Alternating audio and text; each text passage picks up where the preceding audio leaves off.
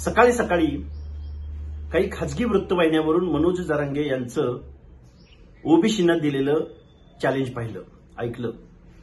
मनोज जरांगे म्हणतात की आमच्या आरक्षणाला जर तुम्ही विरोध कराल तर आम्ही ओबीसीचं आरक्षण कोर्टामध्ये चॅलेंज करू आणि तुमचं आरक्षण घालू.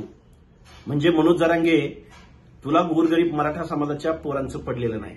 तुला पडलंय की ओबीसी भटक्या विमुक्त जाती जमातीच्या सामाजिक न्यायाच्या प्रतीक्षेत असणाऱ्या हजारो वर्षाच्या स्पॅनमध्ये ज्यांचे हक्क, अधिकार, मानवता डावलली गेली त्या माणसाला आमच्या संविधानानं सामाजिक न्यायासह समता प्रस्थापित करण्यासाठी जे प्रावधान करून ठेवलेलं आहे, जे रिझर्वेशनच्या माध्यमातून त्यांना एक प्रतिनिधित्वाची भाषा या संविधानामध्ये बोललेली आहे, ती तुला संपवायची आहे.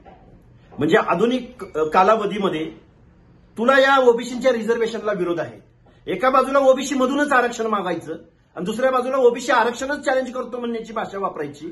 अरे हे दोन विरोधाभासी वक्तव्य तुझ्याकडून नाहीत का? अरे तुझ्याकडून ते अवकातच नाही, ते सोडूनच दे. परंतु या महाराष्ट्रामधला ओबीसी, विजयंती, भटक्या विमुक्त जाती जमाती तू कोर्टात येच. असं पण तुम्ही डुप्लिकेटपणा करून सुप्रीम कोर्टाच्या जजमेंटचं उल्लंघन करून तुम्ही घुसखोरी करून राहिलायच. तुम्ही आता डुप्लिकेटपणा केलेला आहेच.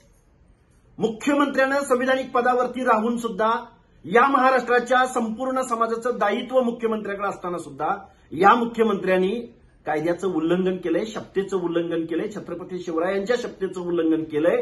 कारण छत्रपती शिवाजी महाराजांना हे अपेक्षित नव्हतं. मनोज जरांगे, कोर्टात आपण अवश्य भेटू. आम्ही संविधानाची भाषा बोलतोय, आम्ही सामाजिक न्यायाची भाषा बोलतोय, आम्ही कायद्याची भाषा बोलतोय. या व्यवस्थेमध्ये हजारो वर्ष सामाजिक न्याय नाकारलेल्या वंचित समूह घटकांची आम्ही भाषा बोलतोय. कोर्टात आपण जरूर भेटू. एकदा दूध का दूध और पाणी का पाणी होईल.